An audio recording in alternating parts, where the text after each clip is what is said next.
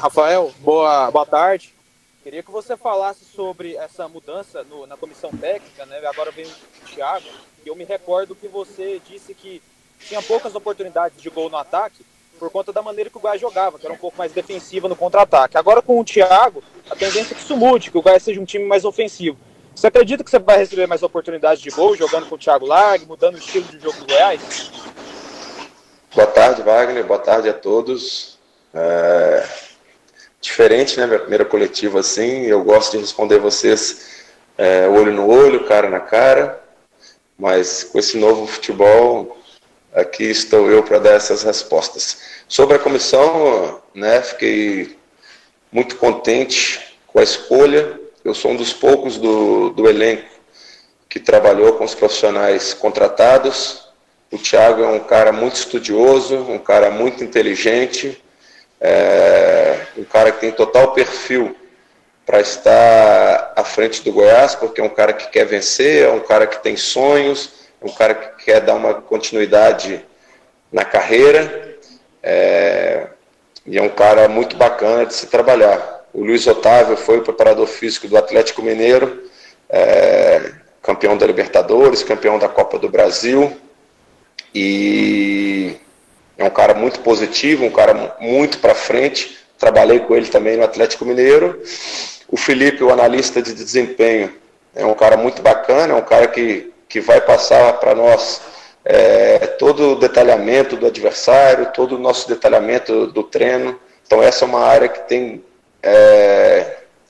muita importância no futebol hoje, que analisa tudo, que passa todo o feedback dos nossos erros ou dos nossos acertos. E o Felipe, o preparador físico, esse eu não trabalhei com ele, mas é um cara muito bem recomendado também. Eu trabalhei muito tempo no Internacional com o Hélio Carraveta, que é padrinho dele, assim, que é o mentor dele. Então eu tenho certeza que é um cara que vai nos ajudar muito e vai colocar a gente na ponta dos cascos ainda mais do que a gente já se encontra. E sobre a sua pergunta sobre o ataque, eu acho que o Goiás ele tem, né, realmente essa estrutura de jogo, é um time que tem optado por defender mais e saber sofrer, mas conseguindo os resultados, isso que é o mais importante. Foi assim o ano passado, nas nossas melhores vitórias, tem sido assim nos jogos mais importantes até agora também, e o Thiago vem para nos ajudar isso. A gente já tem um setor defensivo muito forte, a gente precisa melhorar o nosso ataque, criar mais chances de gol, e a gente já tem, né, ontem mesmo no treinamento ele passou para a gente um ataque marcando, que é muito interessante, que a nossa linha vai subir um pouco mais, nossos zagueiros vão estar num bloco mais compacto com a gente, mas eu, longe de mim poder reclamar. Se todo jogo a gente conseguir vencer, como venceu o Clássico, eu tendo dar carrinho lá na lateral, tirando bola de cabeça e tudo, não tem problema. Sendo que a gente vença os jogos. Então, a gente precisa achar esse equilíbrio.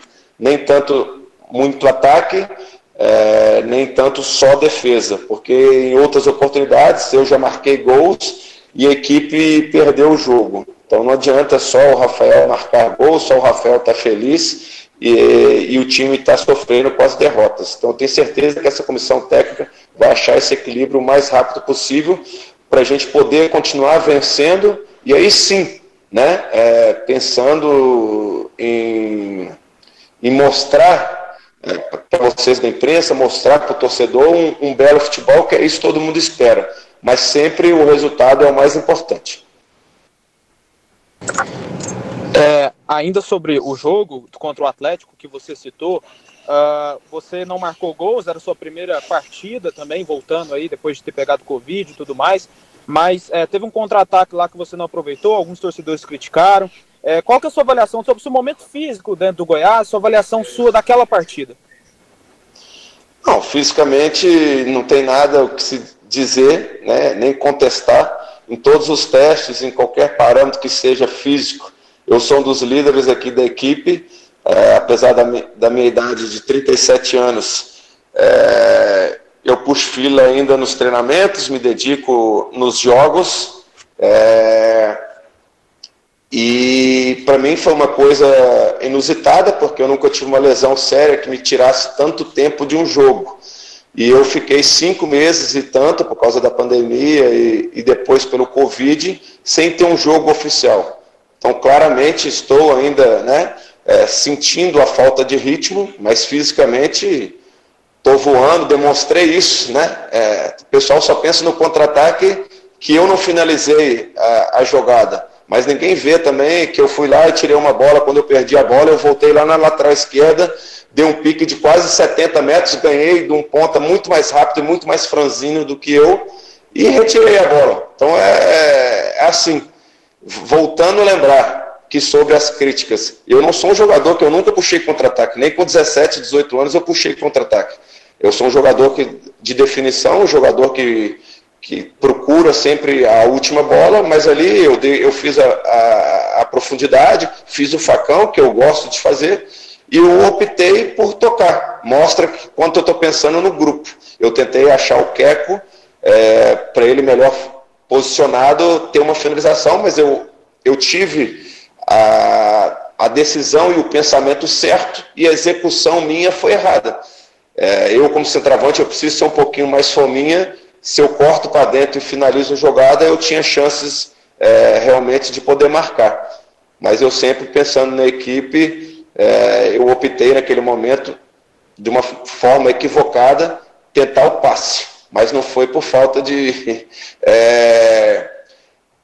alguma coisa física. E eu quero também, que eu tenho lido bastante, eu acompanho as redes sociais, deixar muito claro, e que isso tem me incomodado bastante, e eu faço o convite depois, ou vocês mesmos que convivem comigo aqui no dia a dia, eu sou muito mais forte que a maioria dos meus companheiros, que a maioria dos meus adversários, em número de centímetros, de tórax, de bíceps, de coxa, de tudo. Então, visivelmente na televisão, e assim, todo mundo que me encontra pessoalmente fala: "Nó, você é muito mais magro pessoalmente", porque a televisão engorda artista, engorda todo mundo.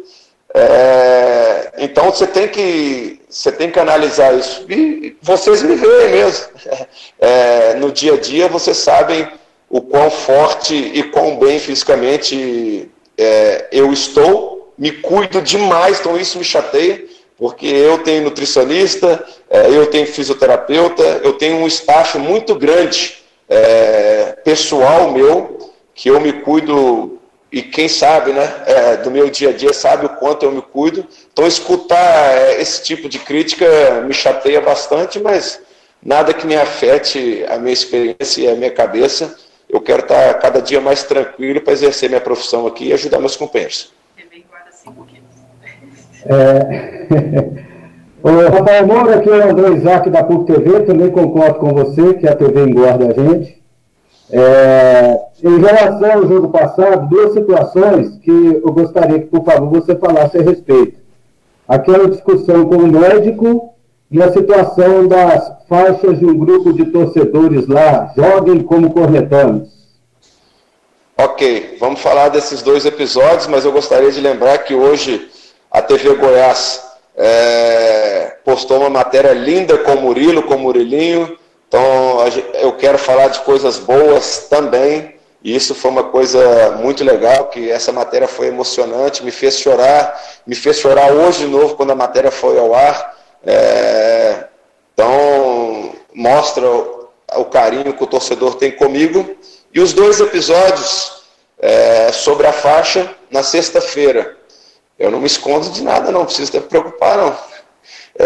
Na sexta-feira, nós subimos ao treinamento na Serrinha e a gente viu a faixa e os jogadores pediram para retirar, porque na mesma sexta-feira a gente fez uma reunião muito bacana de só nós jogadores, que a gente estava sendo pressionado, a gente estava devendo realmente em termos de rendimento, e quando se há uma mudança de comissão técnica e de um diretor de futebol, a coisa fica mais grave para o nosso lado.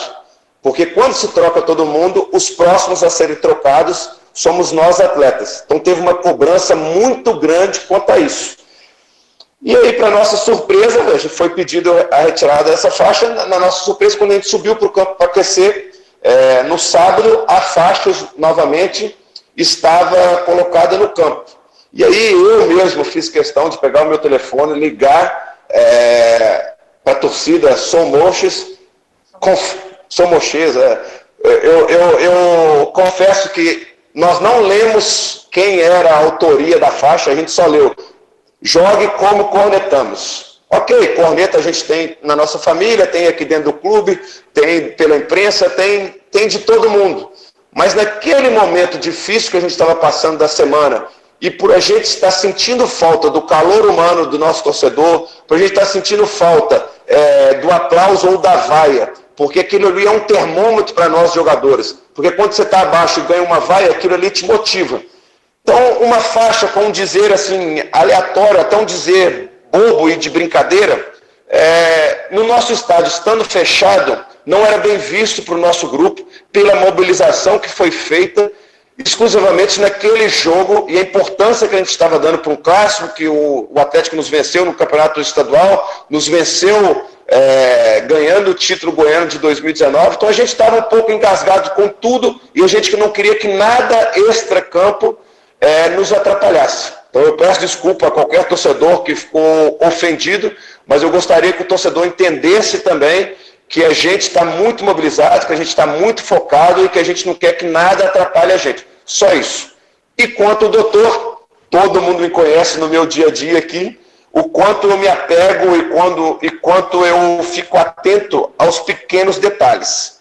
E ali, acho que o doutor nosso e toda a nossa equipe de médicos está muito pressionado desde a situação do Covid, desde a divulgação dos nomes, e tem sido assim, né? Eles têm sido cobrados pela liberação dos atletas, eles têm sido cobrados que o nosso procedimento ou o nosso protocolo não estava sendo legal. Eu fui um dos que me prontifiquei e me pronunciei até defendendo o departamento médico, e ali foi única e exclusivamente um lance de jogo e de uma experiência minha, porque eu sei do protocolo que qualquer atleta que tem um choque de cabeça, ele precisa sair ou precisa ser substituído. Quando eu cheguei até a maca, o Sandro estava pedindo para não ser substituído. E eu, assim, esperto que eu sou, malandro que eu sou, eu usei isso tudo para incentivar ainda mais meus companheiros. Eu pedi para o doutor Bruno, né? Falei assim: doutor Bruno, espera um pouco, não retire o atleta, leve ele lá fora e analise o caso. Mas com isso a gente ia ganhar 1 minuto, 2 minutos, 3 minutos.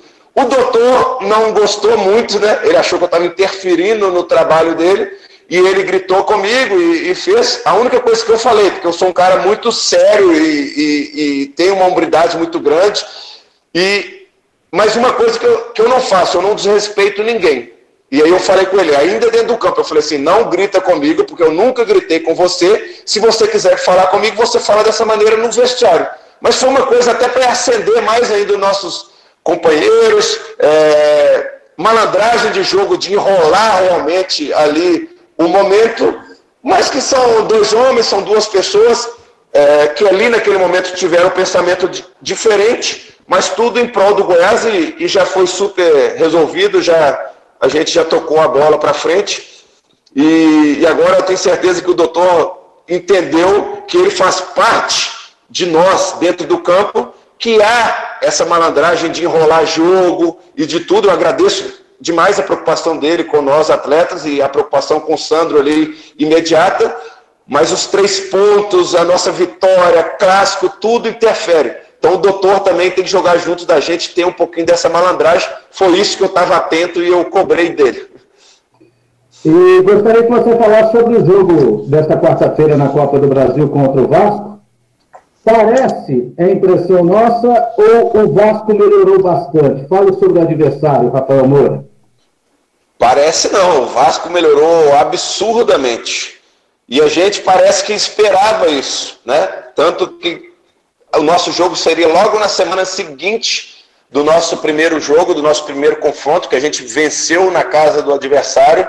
E a gente via ali, né, que o nosso momento era melhor e que o Vasco né? Se tivesse uma troca de treinador ou tudo, ele ia crescer, como isso aconteceu, como isso é notório. O Vasco tem uma equipe totalmente diferente em termos de garra, em termos de posicionamento, em termos de vontade também.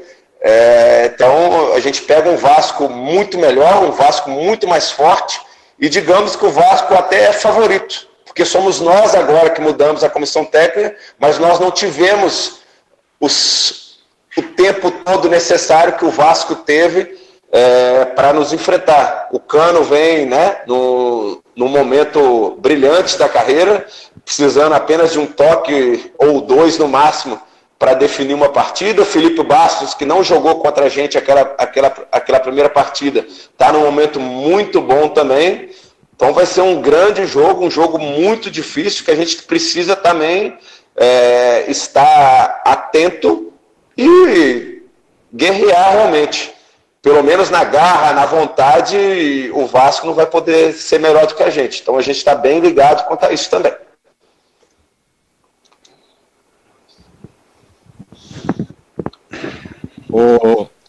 Ô Rafael Moura, boa tarde. Fernando Lima, aqui da Rádio Bandeirantes.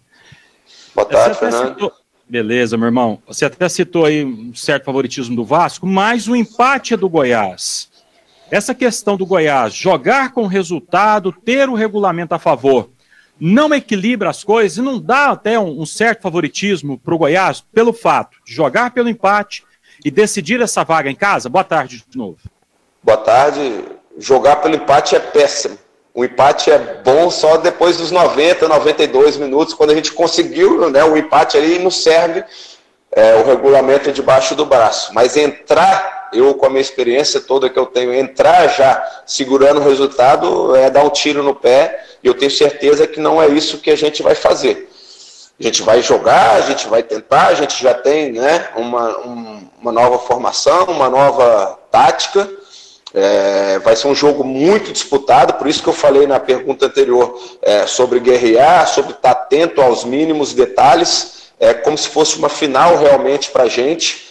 E aí depois, né, nós vamos jogar para vencer, e a gente precisa jogar para vencer. Mesmo o Vasco estando melhor do que a gente e o favoritismo ser do lado do Vasco, a gente, por estar em casa, a gente precisa fazer um bom jogo, até mesmo para não ser surpreendido. E aí depois a gente vê se o empate, né, devidas às circunstâncias, nos serve. Mas seria muito bacana se a gente conseguisse uma vitória, e a gente vai entrar em campo buscando essa vitória. Depois o técnico Thiago Largue, ele vai ter aí uma semana cheia para oficialmente botar as ideias dele em prática, né? Vocês não vão jogar no fim de semana, a partida com o Grêmio foi adiada porque vai disputar a final do Campeonato Gaúcho. É o tempo necessário também, depois desse jogo contra o Vasco, para vocês assimilarem o que vai querer o técnico Thiago Largue para a sequência da temporada, essa semana cheia, depois desse jogo com o Vasco? É muito bom ter um tempo em uma semana cheia, que a gente chama de treinamento, principalmente com uma nova comissão técnica que tem boas ideias, tem bons pensamentos e vão nos ajudar bastante. Mas eu gostaria de pensar na quinta-feira sobre o nosso planejamento. Eu acho que quarta a gente tem um baita do jogo, amanhã a gente tem um jogo importantíssimo para a gente.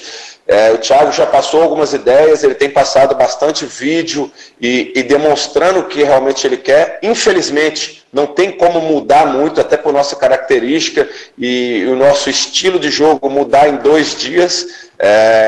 Então a gente vai muito focado no que a gente já vinha fazendo, com alguns acertos pontuais e muito legais que o Thiago já fez, visando esse jogo do Vasco, analisando a equipe do Vasco, e aí sim, tomara a Deus que com um grande resultado amanhã a gente possa pensar, e aí o Thiago tem essa semana para demonstrar o trabalho dele, que vai nos ajudar muito na sequência, porque até fevereiro nós vamos jogar quarta e domingo, então a gente agradece essa semana de treinamentos.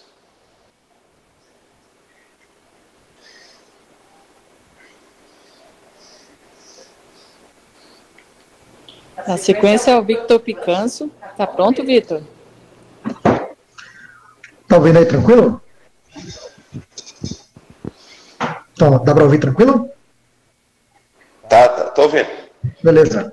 Rafael, primeiramente queria dizer que eu sou um grande fã, gostei muito do seu desempenho na última partida. Para a gente, como torcedor, ficou bem claro que o time demonstrou muita garra, muita força de vontade e tal qual você estava entalado com o Atlético, acredite, para a torcida também, a gente estava entalado com o Atlético. A minha pergunta ela é muito simples. O Goiás, esse ano, ele montou um elenco repleto de jogadores sul-americanos, e o que deu a entender para a gente, como torcedor, é que a meta seria a conquista da Sul-Americana, que a gente chegou tão perto aquela vez, você até estava no elenco. Com a saída precoce da competição, qual que vai ser o objetivo do Goiás para 2020? Vai ser brigar por uma vaga na Libertadores ou tentar a conquista da Copa do Brasil, um título também inédito para o Verdão? Olha, Vitor, muito bacana a sua pergunta e agradeço aí o seu início de comentário. Muito obrigado. O nosso principal objetivo era realmente a Sul-Americana. Eu nem preciso dizer que o meu também, da renovação, se passava muito pela Sul-Americana, a história toda de jogar novamente essa competição 10 anos depois que a gente chegou numa final. Então a expectativa era realmente muito grande. Mas o futebol nos pregou uma peça, né? A gente não estava com a nossa equipe completa, a gente não estava bem, não deu tempo de treinar, faltou muitos atletas naqueles 2 jogos decisivos de mata-mata e, infelizmente, a gente está fora. Se a gente tivesse tido um tempinho ou menos azar da gente ter perdido 3 ou 4 titulares para aquelas partidas, a gente estaria numa sequência e aí com a pandemia a gente teria treinado. Eu tenho certeza que a gente é muito mais longe nessa competição, então é uma pena. A gente do clube aqui sente muito aquela eliminação. A gente realmente não estava preparado ali naquele momento, a gente não era o melhor time, tanto que a gente teve muita dificuldade no início do Campeonato Goiano também, que ali foi mais ou menos próximo às datas. Depois a gente conseguiu um crescimento contra o Santander e contra o próprio Vasco na Copa do Brasil. Com a pandemia a gente cresceu ainda mais. Mas o nosso objetivo, a gente tem conversado muito, era da antiga comissão, e agora o Thiago, na palestra dele de apresentação, ele nos mostrou o desejo e perguntou para nós, atletas, se era capaz. E a gente achou que era, né, a gente tinha grande chance disso, que era se classificar para a Libertadores. O ano passado a gente ficou próximo, então a gente tem chance realmente real, se a gente jogar nessa vontade que foi o último jogo, tem que ressaltar isso, né? Se a gente jogar da maneira que a gente jogou o último jogo, a gente tem chance realmente de brigar por uma vaga na Libertadores. E um primeiro objetivo, assim, sendo muito pé no chão e realista, da nossa comissão e nossa do grupo, que a gente possa chegar numa semifinal da Copa do Brasil. E aí, chegando na semifinal, claro, a gente vai tentar, lógico, ir para a final e buscar o título. Mas que a gente acha, assim, para o primeiro ano, para o primeiro trabalho e tudo, e quero que vocês entendam, eu principalmente, né, pela minha liderança, eu vou em todas as competições para ganhar e para brigar por título. Então é muito difícil para eu falar, tá bom uma semifinal. Fora de cogitação, eu não contento com semifinal nunca, mas eu acho que como planejamento e demonstrar realmente que a gente pode, os nossos jogadores, sonhar com isso, eu achei até muito legal, muito relevante a nova comissão nos mostrar que a gente tem capacidade para isso, que eles acreditam em nós e nós precisamos acreditar. Então eu acho que a princípio uma semifinal de Libertadores, uma semifinal de Copa do Brasil e uma classificação para Libertadores seria um ano muito grande para essa temporada de 2020 e 2021. Lembrando que a gente tem que passar para o Vasco amanhã, que é um jogo importantíssimo. Então não adianta a gente pensar em semifinal se a gente, em cada fase desse mata-mata, a gente não fizer a nossa obrigação. Te agradeço aí pela resposta e em nome do Canal 33, que eu represento aqui, a gente manda um abraço enorme e deseja todo sucesso, toda sorte ao Verdão, para nossa alegria também como torcedor. Obrigado pela resposta e pelo empenho em campo. Valeu, obrigado. Boa tarde, Rafael. Aqui é o João Paulo do Jornal O Popular. A gente te viu, né, de volta aos gramados e tudo mais, mas você passou pelo problema Covid-19. Eu queria que você contasse o seu relato pessoal, como que foi passar por essa doença e o que você pode falar para as pessoas que ainda não pegaram, para tomar cuidado, essas coisas. Boa tarde, João Paulo.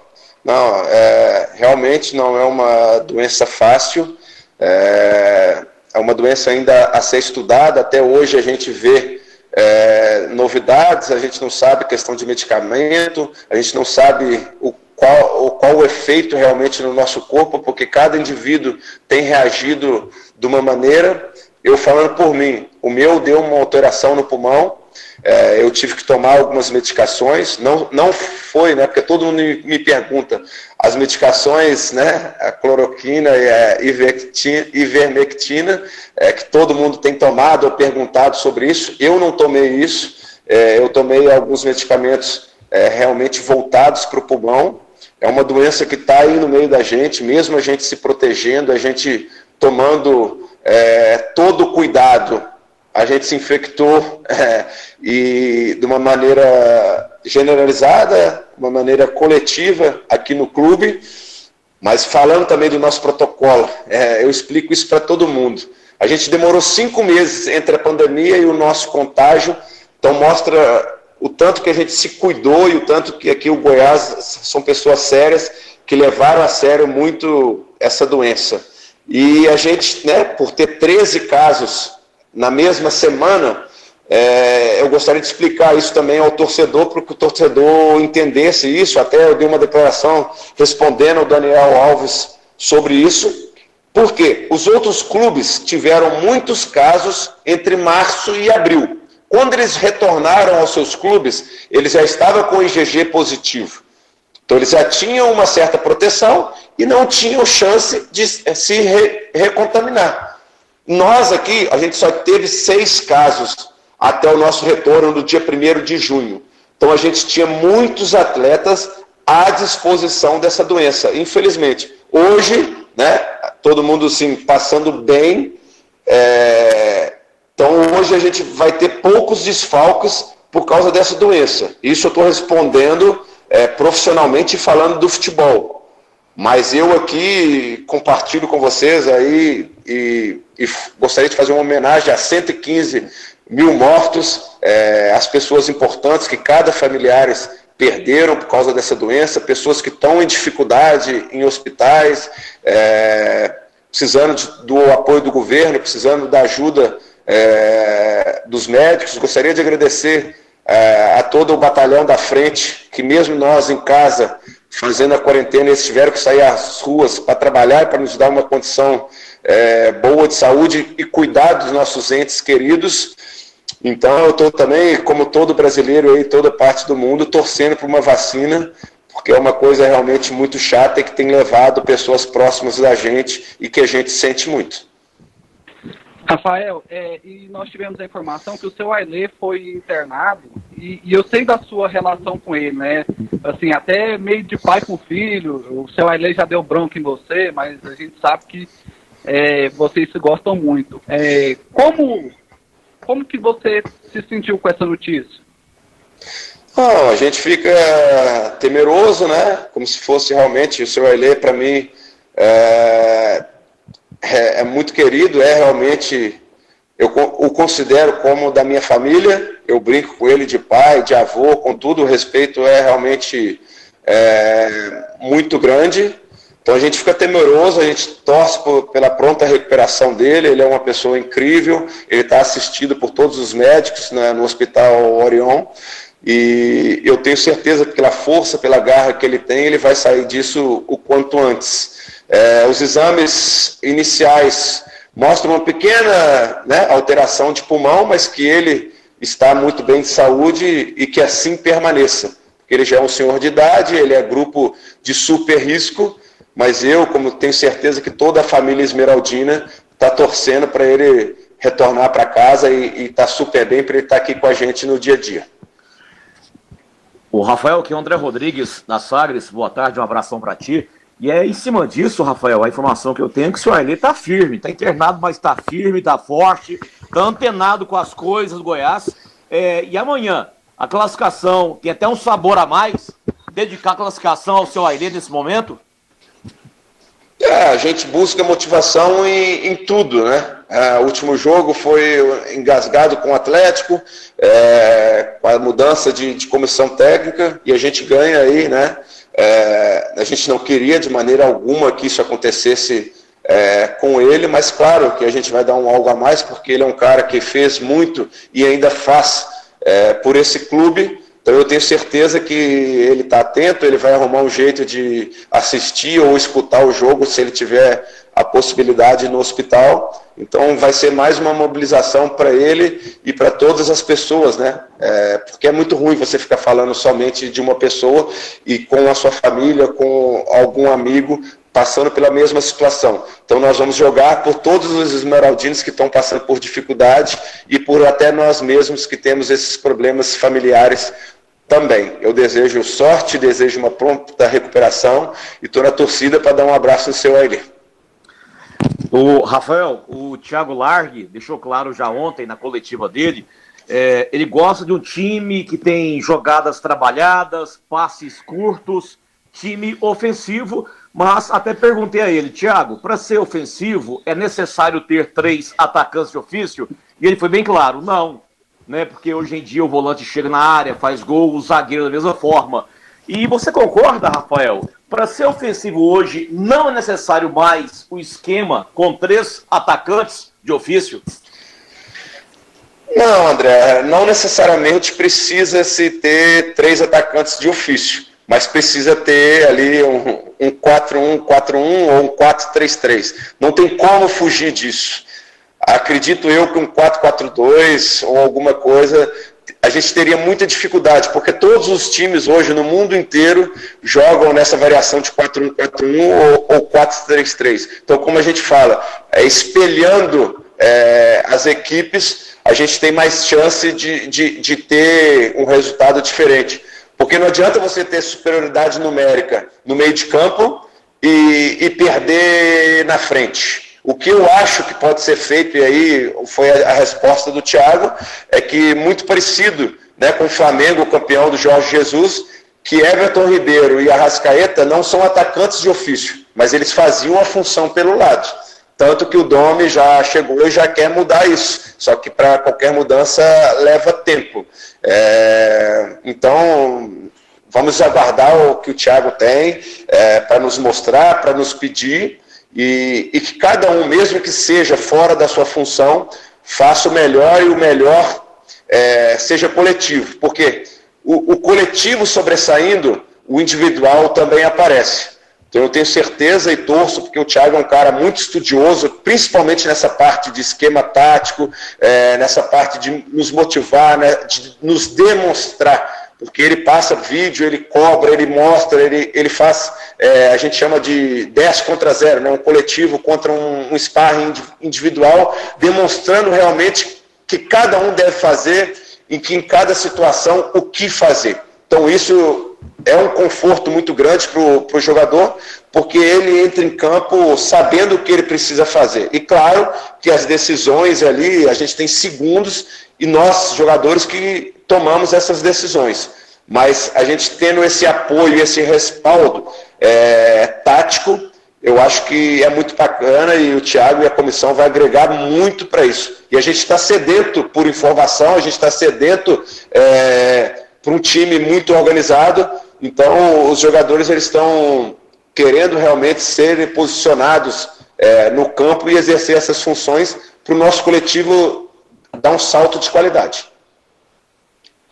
Obrigada, Rafael. Obrigada a todos que participaram.